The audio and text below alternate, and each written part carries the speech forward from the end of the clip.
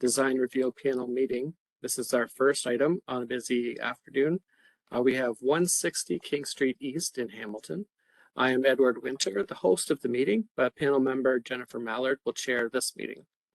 Today, in addition to the panel members, we have the applicant, city staff, members of the public, and media observing this meeting. Members of the public are welcome to observe the meeting only, please. This session is being recorded and will be uploaded to the City of Hamilton's DRP webpage.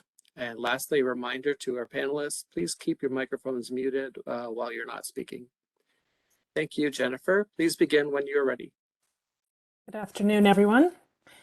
Edward, I'm required to ask you again to confirm if the session is being recorded. Yes, we are. And are there any changes to this agenda? No. Are there any declarations of interest from the panel members? No, I haven't received any. Okay.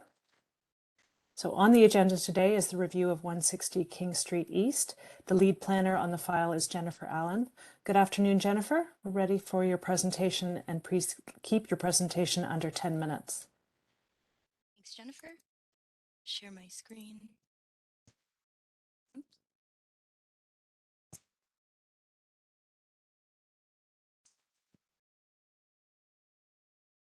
All right, good afternoon, everyone. My name is Jennifer Allen. I'm a planner on the urban team, and today I'll be presenting the proposal for 160, 164, and 168 King Street East. So the proposal is to demolish the existing commercial buildings at 164 and 168 King Street East and to construct a new 4-story addition to the easterly side of the existing building located at 160 King Street East. So this is the existing Lincoln Alexander Center and the proposed addition to the easterly side here.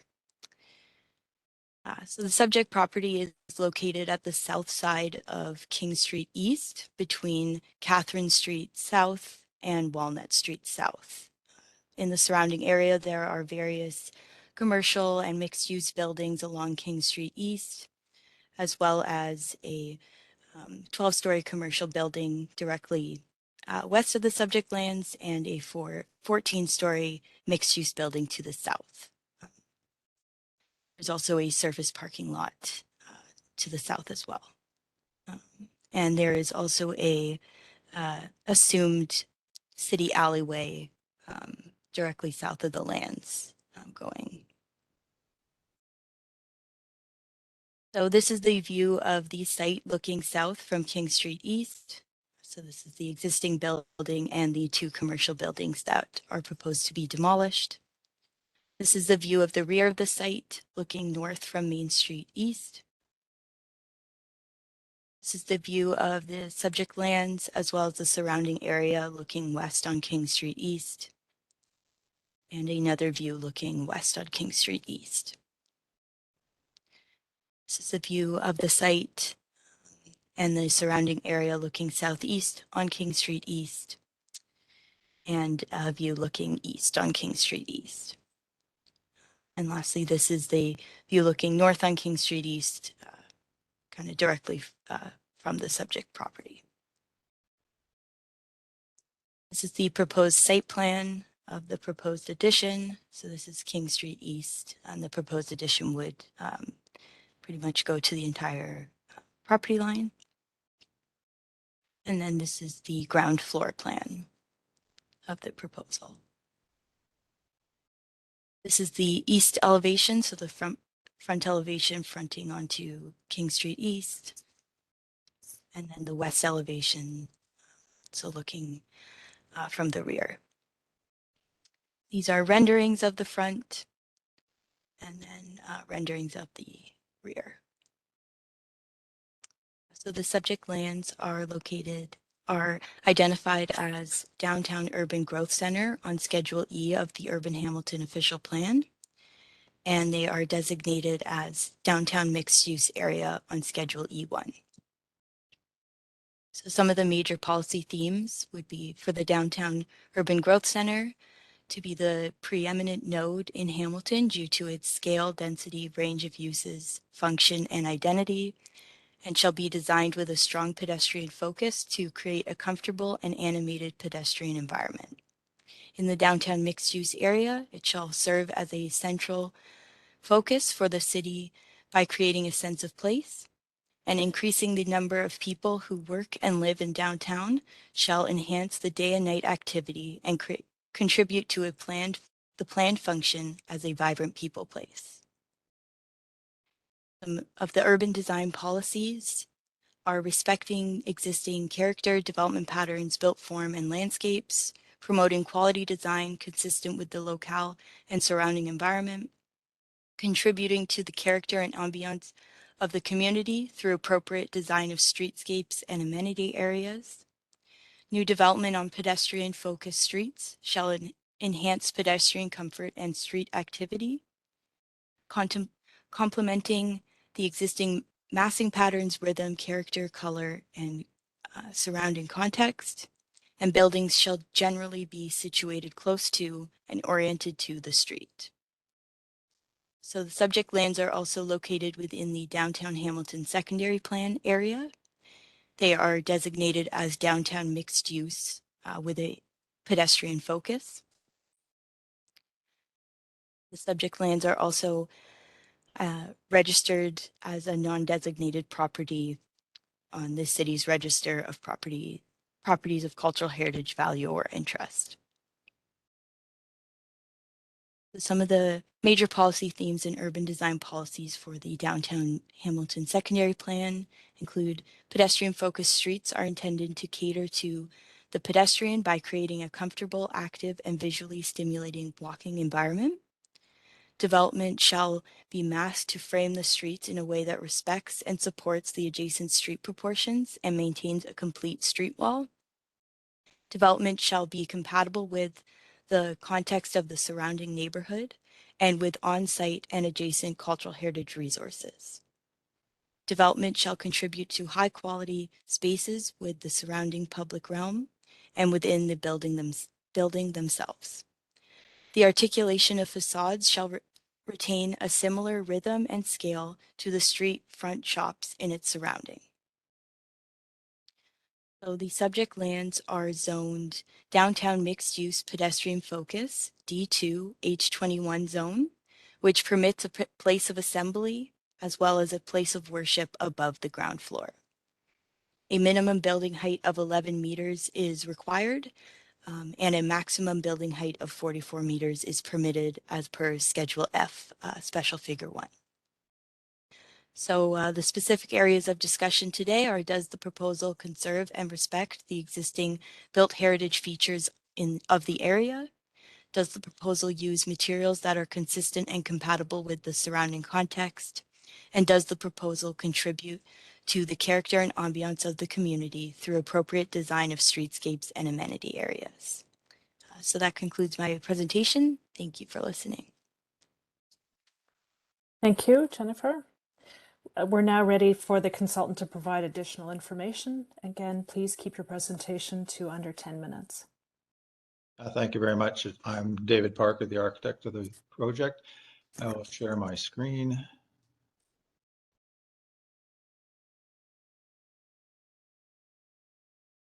So I hope I'll share my screen. That's it. Okay.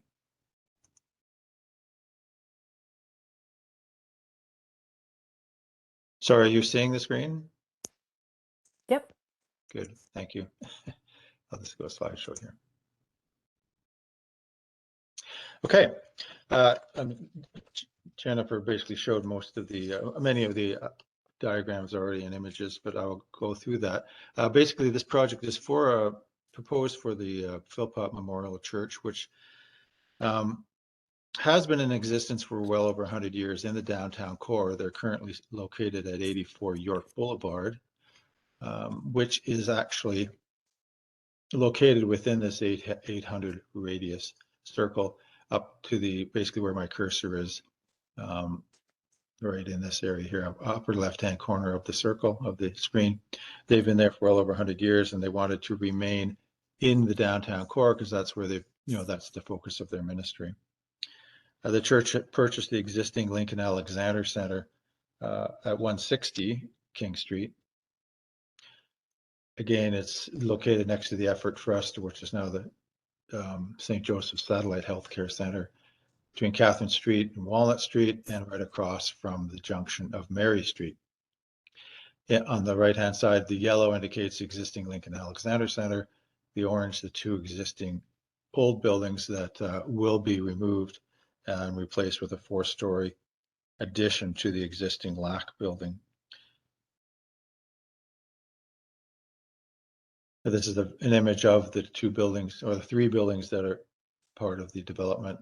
The LAC on the right and the 2 older buildings on the left, sandwiched between the Effort Trust building and the Discount Max building on the left. The rear facade is really a mishmash, not very attractive. Basically, in the center are the dilapidated remains of those 2 buildings, which are currently an issue, causing a lot of vandalism and vacancy issues, as well as squatting. Again, this is this streetscape showing the existing buildings with the Effort Trust building and the Discount Max on the left. The proposal is to create a 4-story addition to enlarge the size of the existing Lincoln Alexander Center to be able to serve the purposes of the church. As per discussion with the heritage planners, we will be replicating the windows and details of the existing buildings in the new facade of the addition. At the street level, the cladding is proposed to be a granite cladding, and there will be more windows and openings into the interior of the LAC building to create more street interaction. The church side, or the new addition side, will also have a coffee cafe at the front of the building. The goal of the design really was to fit in with the historic existing buildings along King Street, and most notably the COP block across the street at 165, in order to help contribute to that. We're replacing and installing a large molding capital across the top, which will link the existing with the new. We've introduced a vertical element of different materials, which the windows are basically a stairwell. The reason for that is because the LAC brick is probably, we're pretty sure we can't get it anymore. We can't match it. So the idea was to separate it. So we'll pick a brick that is as close as we can get to it, but we won't have a disjointed connection where it's obviously not compatible. The red square indicates the buildings we're dealing with. You see it's really quite insignificant compared to the Effort building. And then there on the left is the COP block, and our building is on the yellow, on the right with the yellow arrow. So you can see we are trying to reference basically the capital across the top of the COP building. Again, this is looking east along King Street, and the building is on the left. This is an elevation of the proposed elevation of the building, the LAC Center on the right with a sign, Philpott Memorial Church, and then the new addition on the left. The tower you can see at the back is actually the stair tower at the back of the building, and it will provide access to the roof for maintenance. The rear facade, we will be refinishing the exterior facade, a rear facade of the current Lincoln Alexander Center, which is right now, it's basically just painted concrete block. We'll be cladding it in a eaves material, and the lower part will be a brick eaves to sort of replicate what's on the front of the building. Again, we will be replacing the facade, or cladding the facade with the granite to match. The hope is really this tower and main entrance will serve as the main entrance to the church from the parking area. The church has purchased that parking lot at 180 Center King Street as part of the development. So most attendees will be accessing the building from that parking area. This facade will be visible from Main Street. The hope is that by creating this new entrance that will be used much more than, well, will be used now. There will be activity in the laneway, and the fact that it will be well lit will help lower the vandalism and squatting existence and damage that's happening right now. Inside the building, that entrance is basically a 2-story community space, which the church hopes to use for community events. So it will be adding amenity areas to the community. This is the basement floor plan. The top section is the existing floor plan of the LAC Center. You can see basically there's multi-purpose banquet hall and washrooms. The connection will be meeting rooms and elevators, which we will be adding to provide access to the upper levels. Because of the zoning, the church worship space will be on the 3rd floor, which is in the existing theater. This is the ground floor. You can see the rear doors on the left coming into a double height community activity space, coffee space, cafe, and then into the opening into the existing lobby of the Lincoln Alexander. The next floor up, you continue with the double height activity space, and then on the right there's the church administration. And then in the Lincoln Alexander Center, there's an activity gathering area, which is for meetings, children's activities, or midweek activities. On the 3rd floor, on the top is the existing lobby and theater space of the Lincoln Alexander Center, which has now been renamed Sanctuary, but essentially it will remain as it is. And then connecting through into the 3rd floor of the addition will be a nursery space, meeting room, and a extended lobby, which is actually designed so it can also be used as a gymnasium space for the activities with the children and adults. And it will house the 2 elevators that will be accessing all floors. 4th floor is essentially a youth lounge, classroom space with elevators linking through the existing projection space serving the theater below and accessing exits. So we are adding exits so that meets the building code. Essentially, that's it. So if you're open, I'm open to any questions you might have. Thank you. At this time, we provide an opportunity for each of the panel members to seek clarification on any point. Please hold your comments to the panel discussion portion, questions only at this time, and we'll start with Ted. Okay, thank you, David, for your presentation. A couple of quick questions.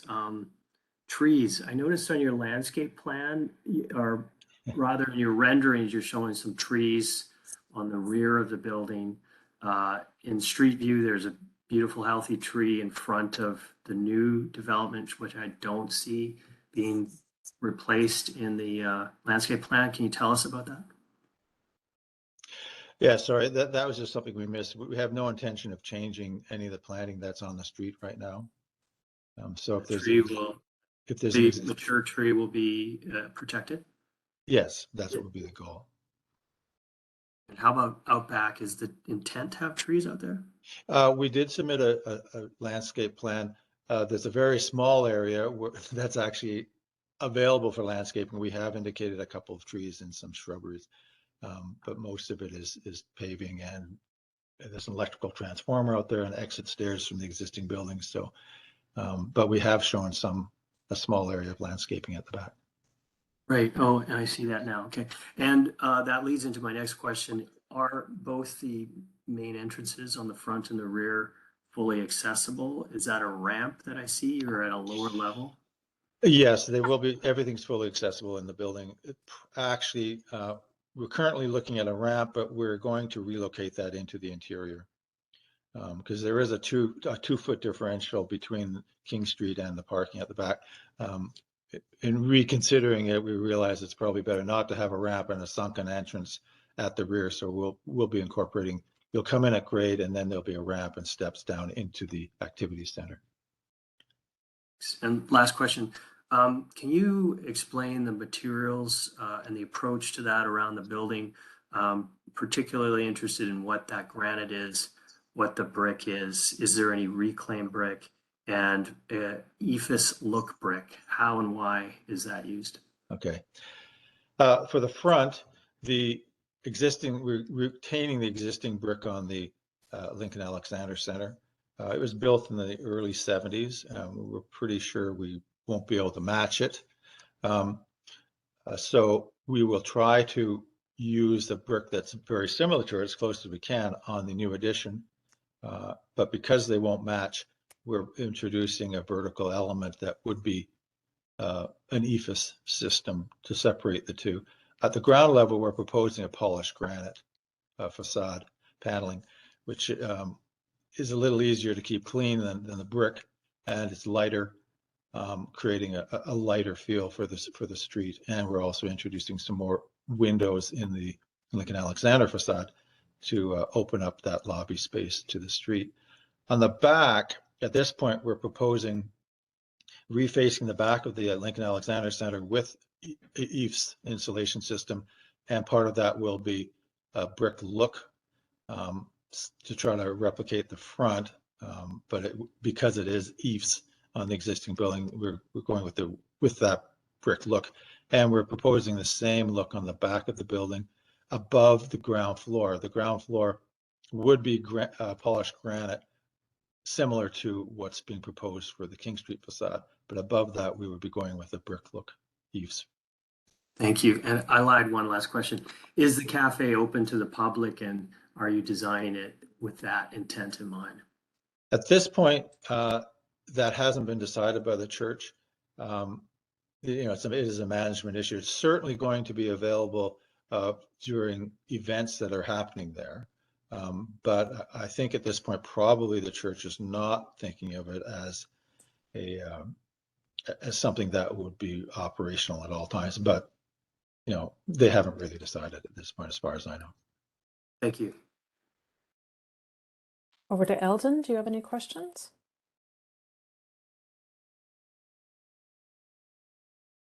I do, yes. David, thanks for the presentation. I think a number of my questions have already been asked by my fellow members. I think I only have two. One is, in looking at this view right here, kind of the new King Street facade, from what I understand and looking at the existing condition, the existing Lincoln Alexander Center seems to have two cornices. And is it fair to conclude that your proposal would effectively consolidate those cornices into one on the facade? Is that what's happening? Well, at the top, there's a midpoint cornice, which is just above the windows. Yeah. And that will remain. And Okay. the existing cornice at the top, we'll be removing it and replacing it with a new one that will stretch across and combine with the new addition. Okay, because the way, and maybe it's the renderings and the elevation seem to be a little different, because it seems as if, almost as if, and perhaps there's a component behind the building I'm not seeing, and I think that may be it, where the building steps a little bit higher as you go Yes. further south. So that's the portion I'm seeing that's kind of in the background in comparison to. That's correct. In the facade that I was showing here, yeah, the part that's raised higher, that's above the existing theater space. And then next to the right of that, there's a tower space. That's at the very back of the building, and that's an extended stairwell. The proposed new exit stairwell, which will also provide service access to the roof. But from the street, you will only see, basically, you won't see that. This is the view that you'll see, and this cornice across the top is proposed to be new. We are adding, I should say, in the middle, above the granite, between the brick and the granite base, is sort of a sign band cornice across there. Okay. And then just on the rear, the lane elevation, in terms of the, I guess it's the tower feature in itself, which I'm assuming is kind of an extension of the stairwell. That's correct. That's part of the new addition. Do you have any, or is there any proposed lighting or any proposed I guess, lit experiences contemplated as part of that, or is it just, I guess I'm curious. Yeah, no, what we're proposing is that that stairwell be glazed and Okay. lit. So it'll be visible from the street, from the laneway. So obviously at night it would be lit up, which would be lighting the laneway. And then we have the large 2-story glass facade entrance from the back, which will be obviously will be lit when there are events happening. We're assuming that there will be lighting in the corners above the entrance sign to light that area, and we were proposing lighting across the back to light that whole lane area. Okay. No, great. Sorry, one last question.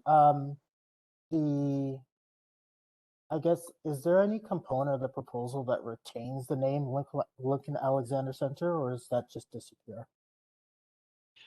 As far as I know, the name will disappear. Although we are proposing on the interior of the coffee area a sort of a, if I can show the plan. Right here, this wall in the cafeteria, in the cafe, sorry.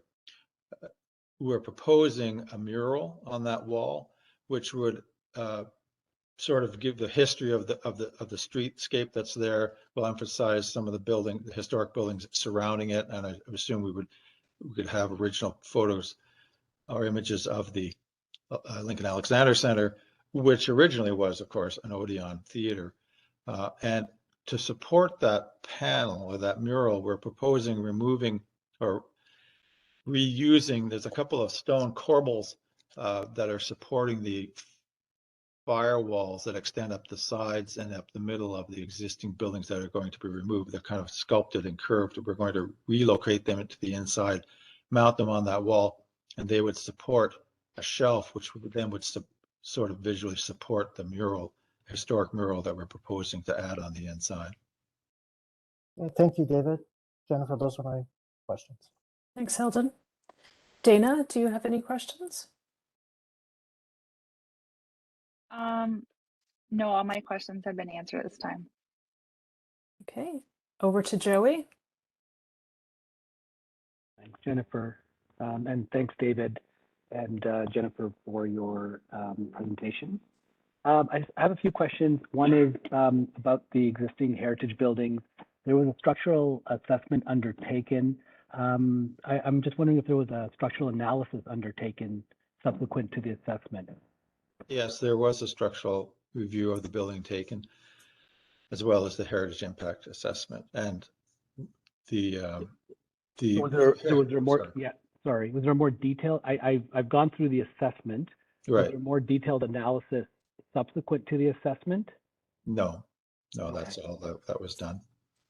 Okay. My other question is, well, you spoke earlier answering some of the questions about matching the brick of the existing building for the addition. Is there a reason why you're doing that? Well, we won't be matching it directly, and although it's not, we just figured it wouldn't be able to match it. So if you look at this elevation, you can see it. We actually show a slightly different shade. We're not trying to connect it. We want something that's complementary, but and the reason why we've provided that vertical element is to, I guess, to separate the two. Okay. Okay. Okay. I understand that. I didn't know if that vertical element was there because you were trying to match the brick, but understood you couldn't, so introduce that piece into it. So just trying to understand, like, why brick? Why not? Why not metal paneling, or why not some other type of cladding system? Well, I think we wanted to create sort of a more cohesive facade. Obviously, they're different, but we're referencing the cop block across the street, which is all masonry. And so we're trying to reference that basically. And I guess, to be honest, we're not particularly happy with the Discount Max building next door, which is completely clad in metal siding. So we didn't want that. We're trying to encourage whoever owns that building to take that siding off and reconstruct that or rehabilitate the existing facade, which is actually quite attractive. Yeah. Yeah, I mean, that's also a historic building or a heritage building as well. It's on the register. I suspect if they do remove it, there would be quite a bit of work to undertake. Yeah, to do. probably. Okay, I don't have any further questions. Thanks, David. Thanks, Joey. I have no other questions to add. So we'll now close the Q&A session and move on to panel commentary. And we'll go through each panel member, starting with Ted. Okay, thank you. So first off, thank you for the presentation. I think this is a really delightful adaptive reuse. It's a highly sustainable development. The fact that you're reusing that existing building and adapting it to a different use. We so often see churches being adapted into other things. It's nice to see this development. I support, so, you know, I think it's a positive contribution to the community, and the fact that it animates both sides of the building, I think is a really positive thing as well. I would agree with the scale and the density of this development. I would suspect it could go higher, particularly on the rebuilt part, but that's more of a development decision. But you know, I think it could support further density above it. I would support the character that is being developed here, that it fits the historic surroundings, and the material selections I think make sense. I think this development, the success of it from an urban design perspective will be the quality of the materials and detailing. And the COPS building is a great reference point. I do think that it has a lot of depth to its facade. My concern is that this might be less three-dimensional than across the street, and how can we get the kind of depth of shadow and recess and material quality that the existing historic buildings have. I think there's a challenge when you don't go a modern interpretation of a traditional. This one is more in the matching historical conditions, and so I would endorse seeing it more, having more depth and more material that reflects that. I think it would be great to see that brick, if that's the material being used on the front, to return on the backside instead of the ephes. Appreciating why that's being done. We talked about the trees. I think we want to ensure that we maintain the health of that mature tree up front. And just one last comment. I think the stair tower at the back is a really nice addition to this part of the downtown, and I'm wondering if it's an opportunity to take it further. It has the potential of being a beacon you see it from the backside. So what are we seeing at night? Is the stair, is there color that's introduced? Is there lighting that's introduced? Is there stained glass that's introduced that you know has an impact from across the parking lot to the street, across the parking lot, and really starts to be a signifier of life and vitality. Those are my comments. Thank you. Thanks, Ted. Eldon, comments from you?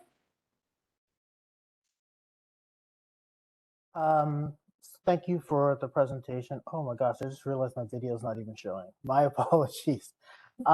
So thank you for the presentation. I have to echo some of Ted's comments on the proposal. I think it's a wonderful response, and I think there are a lot of great moves that have been proposed.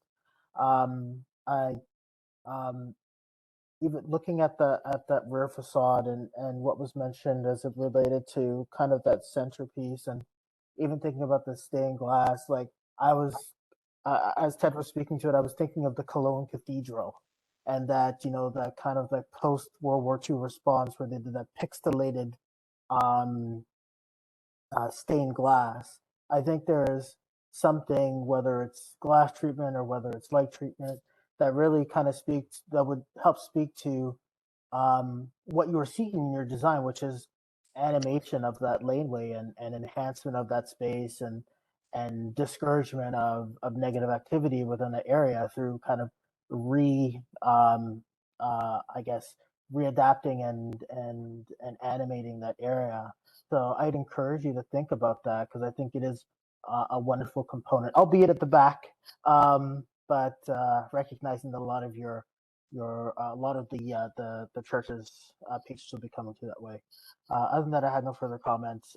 Thank you for presenting this proposal to us. Thanks, Eldon. Over to you, Dana. Hi, David. Great presentation. Like my colleagues, I just want to echo some other thoughts. This is a great adaptive reuse project. I was also focused kind of on the rear laneway. As you noted, there's accessibility, ensuring that it is accessible. Looking at maybe opportunities for art, as Hamilton is known for their art in laneways. Opportunities for seating, maybe people that are, attending the church or community center will want to linger afterwards. Making sure there's adequate lighting in that area to, avoid for safety reasons and to avoid, undesirable activity. And my other comment was just around the opportunity maybe for more units above what you currently have. I think it's 4 stories, and exploring, because you have the community uses, you have the church use coming together, whether there's an opportunity for affordable housing or some housing relationship to, have more housing in this area of the city. Otherwise, I think that's everything from me. Okay, thanks, Dana. Joey, comments? Yeah, thanks, Jennifer. I want to continue the discussion about the structural assessment. From my review, generally things overall, the building was not in great shape, but I think the major pieces that were an issue were that the sections of the ceiling had collapsed and there was a beam that had failed. But aside from these components or this one component, there wasn't any major issues with the building. The engineer did provide some options, providing temporary support, which is fairly straightforward, restoring the building and replacing the building. And I'm wondering if there was potentially an opportunity, rather than replacing the entire building, to actually to restore it and to reuse it in the same way that you're restoring and reusing the 1971 building. I think that in that way, it complements the history along this block, and it shows that there's kind of efforts made to retain as much as possible of the existing condition. The program for the more, let's call them the older buildings, don't seem that they're too intensive, and that the existing floor plate could accommodate both the double height space and also the administration pieces. So I'm putting that out there as a comment. Second, there in the EHIA, there were some recommendations made. One is an interpretive display, which I agree with, and another one is that the carved stone end blocks of the roof parapet should be salvaged for reuse in the building. I recommend that it'd probably be difficult to reuse them on the new building, but that they do form part of that interpretive or commemorative piece. The third point was employing design measures in the design of the new building so that the design and materials reference the heritage buildings to be demolished.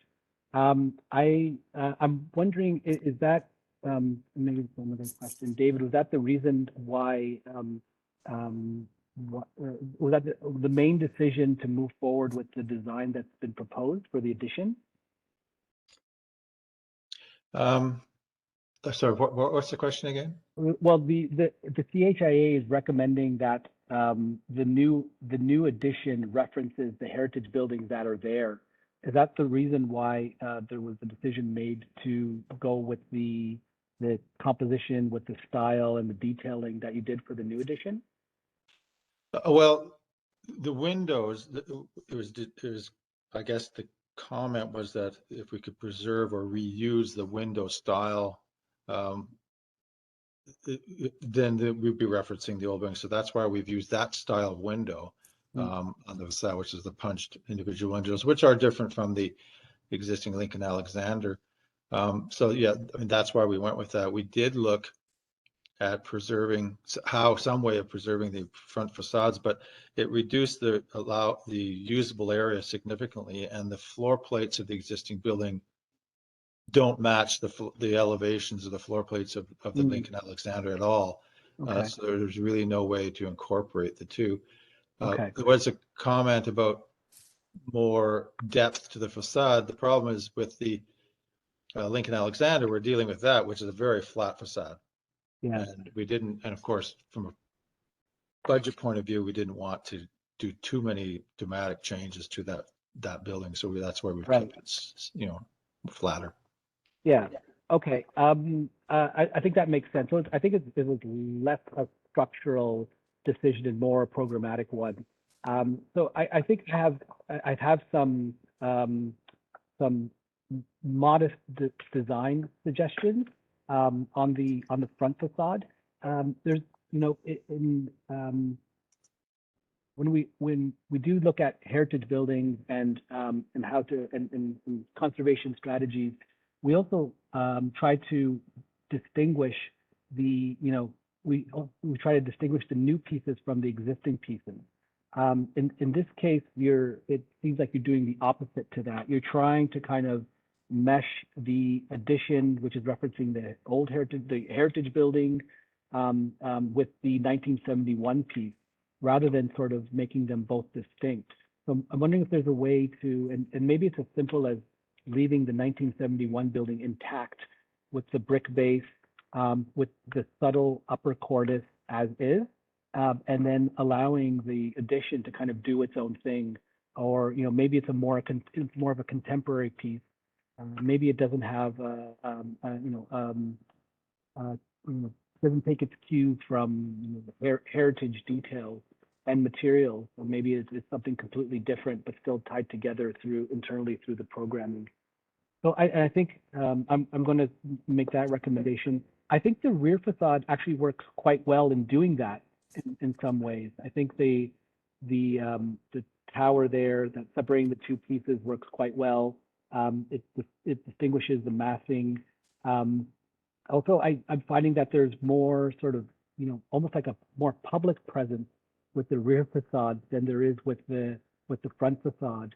I feel like maybe those should be flipped. I understand that most people will be coming and parking back there and coming through the back entrance, but it does, by emphasizing the rear facade almost as much, if not more, than the main facade, it does undermine the public presence of the building. Those are all my comments. Thank you. Thanks, Joey. In summary, I can offer my comments. I think you're hearing strong respect for what this project is, what it contributes to street life and community character. Delightful adaptive reuse. So I think those things are very strongly in support of what you're doing here. I share some of the comments that have been mentioned earlier about quality of materials and granite on the base for durability, but also for solidity, and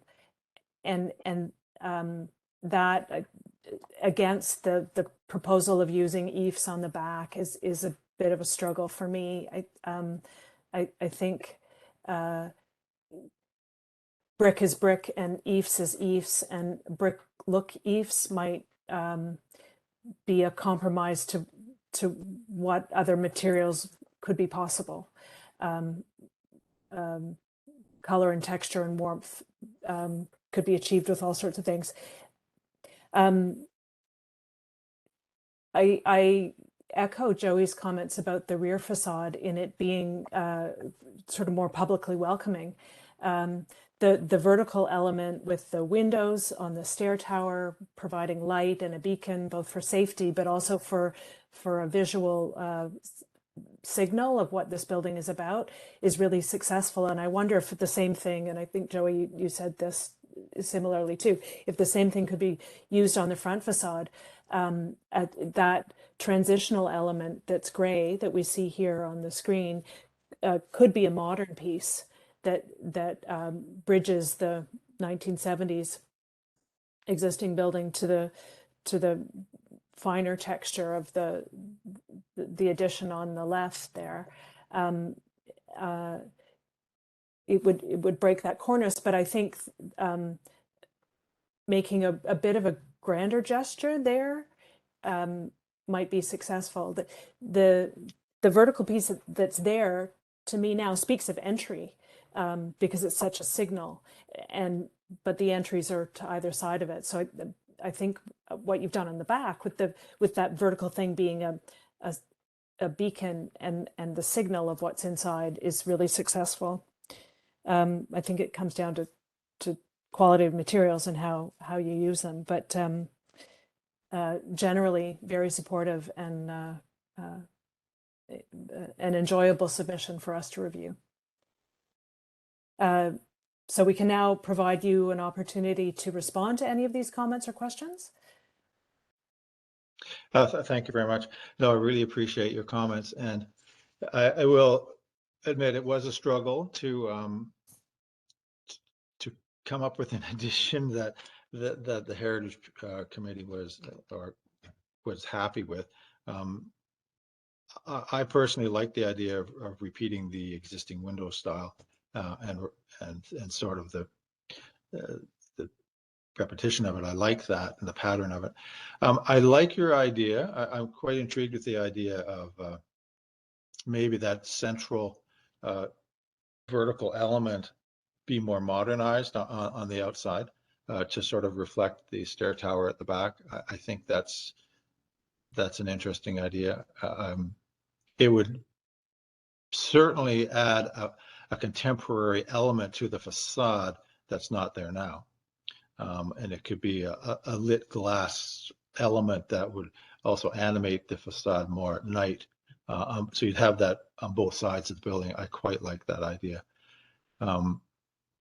I guess some of the comments were, I guess, as Joey's comments, they kind of go against what the Heritage Committee has reviewed and approved. So there'd be some sort of problem there, I think, from our maybe from their point of view. But I am certainly open to some of those comments, especially about that vertical element on the front. It also is a stairwell, similar to the back. So treating them similarly could really connect the front and the back. And I have no problems really going with real brick on the back side. At this point, it was basically a budgetary question, but I don't think it would be severe enough to say I think we probably could go to real brick there. So I really do appreciate your comments. Okay, thank you. I think this finishes our session here. So thank you for everyone who attended, and this meeting is now adjourned. Thank you. Thank you. Thank you. Good luck.